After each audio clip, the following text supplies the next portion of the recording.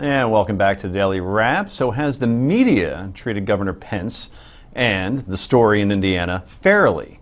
Well, according to the Media Research Center analysis, that answer is no. During the past 3 days, TV networks have promoted the opponents of the law over supporters at a rate of 2-to-1.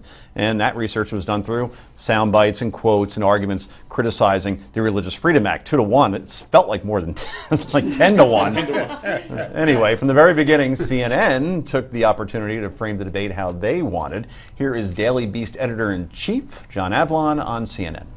So what you get is that incredibly awkward stonewalling by Mike Pence yesterday, where he cannot answer a simple question whether or not the state of Indiana should be able to discriminate against gays and lesbians. This puts him in the same position as George Wallace was a generation ago by saying that, you know what, I'm not in favor of segregation. I never have been. This is about states' rights and the Constitution. So you elevate the ugly to try to remain politically pure, and it never, ever works. Mr. Avlon is also a CNN contributor. Former Secretary of State Hillary Clinton has used the opportunity to comment on the bill, of course, on Twitter. Ironic, since her husband signed the very similar bill into law over 20 years ago. She wrote, quote, "Sad this is Indiana law can happen in America today. We shouldn't discriminate against people because of who they love. Hashtag LGBT, end quote." And celebrities, of course, have been jumping in the bandwagon as well. Mia Farrow, who wrote, quote, "Shame on Indiana Governor Mike Pence. Bigotry and discrimination have nothing to do with God's will," end quote. Nothing about Ronan Farrow losing his show, by the way, poor guy. Anyway, here is Ashton Kutcher, who tweeted, quote, "Indiana, are you going to allow Christian establishments to ban Jews from coming in, or vice versa? Religious freedom, 3 question marks, hashtag outrage," end quote. Ashton still owes me $12 for that disaster called What Happens in Vegas with Cameron Diaz, by the way.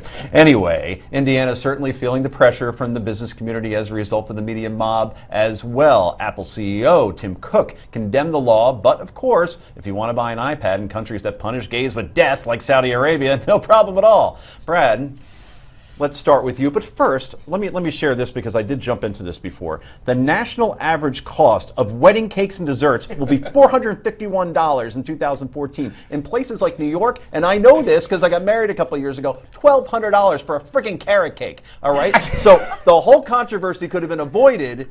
You know, that whole example around getting the wedding cake, just don't get a wedding cake. Don't get a cake. It's By the way, simple. that you spent $1,200 for a cake, we have to talk after the show, because I have a lot of respect for you. We're going to have to recalibrate that. $1,200 for a cake? You have to, it's symbolic, you cut the cake. I love it, I know. You're talking to a guy who believes in symbols. But that's exactly why I'm sensitive to both sides here. Both the gay couple that wants to be able to walk into a bakery and proudly say, we're getting married. We're not just having a party. We're getting married, and they want the affirmation of the baker who will put that couple on top of the cake. And it's also I'm sensitive to especially those Christian audiences that say, do you understand the power of that cake? You'll get smart people like Joe Concha to spend $1,200 for a carrot cake because that symbol is so powerful. So now when you ask us to put that 2 male or 2 female couple on top of the cake, it's not just a cake. And that's why all these talking heads who tend to know God's will. I mean, Mia Farrow knows God's will? Please, it's ridiculous. George Wallace? She was married to Frank Sinatra. And Sinatra is a God. Well, I'm sure he made her shout, oh my God, but that's a separate issue, okay? I have no doubt about that. I didn't see that. But what is going on here? The truth is, why don't we have people who understand the power of being denied their wedding cake, and people whose lives are staked on an understanding of God's will that precludes decorating that cake, start talking to each other. And let's do that for a year or two and see what kind of policy we make after that. Rick. I think, there's some truth to the notion that the media has been unfair. I think it's based on a few things, and I don't think Indiana did much to help themselves.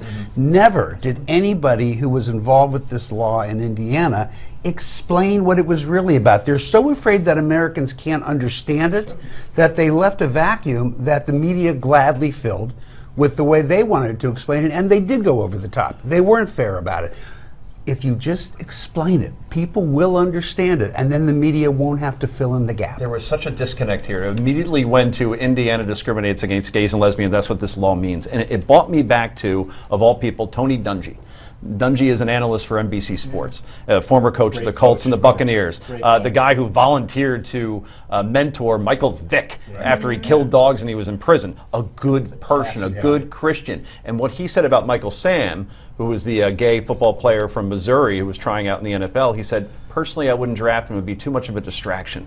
Just like Tim Tebow is too much of a distraction. Right. But yet everybody jumped to immediately that Dungy, since he's a really religious guy, must be a bigot. And the social mob against Tony Dungy. That's actually very fair and a good example. Right. Because if somebody else had said the same thing, people would have gone, yeah, I get that. Mm-hmm. You're absolutely right. And that's about why that. Who Speaks matters here. Yeah. It would be so interesting that people most concerned about embracing gay marriage in the culture would actually look out a little bit better for the rights of gay people. And if the people who are out there advocating for full inclusion of the gay, lesbian, bi, transgendered community would actually meet real people who don't agree with them and advocate for their rights a little bit and protect their religious dignity a little bit. If we look out for each other as opposed to just campaigning for ourselves, we would be a lot better off, I think. But so my question was, eventually, sorry, we everybody just made good points, so you're not being scolded anyway.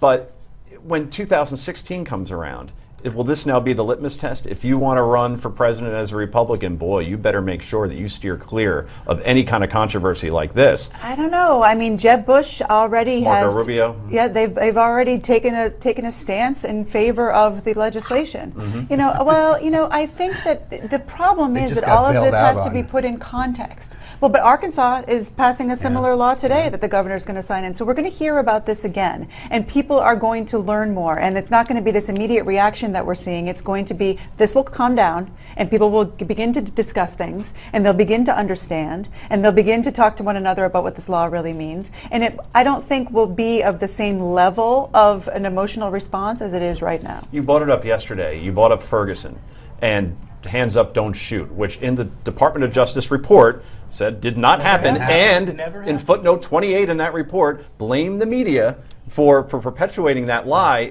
We're just seeing that same thing over here, right? That when we talked about that basic narrative that is wrong is now being pushed in this capacity. People who have been discriminated against, whether it's African Americans or gay people, are taking on this new thing and using it to further their aims. And they have a right to want to do that, but they're just perhaps picking the wrong vehicle in which to get a little bit further along. True. You know what the smart Republican will say about this? Nothing. Why? Mm-hmm. Because social issues are not a part of the job of President of the United States. And the smartest one who stands up and says it is who's going to get elected. That's right. And know who hasn't said anything so far? His name is John Kasich. I knew that was coming. Coming up next, the latest on Iran. This is the Daily Wrap, only on Newsmax TV.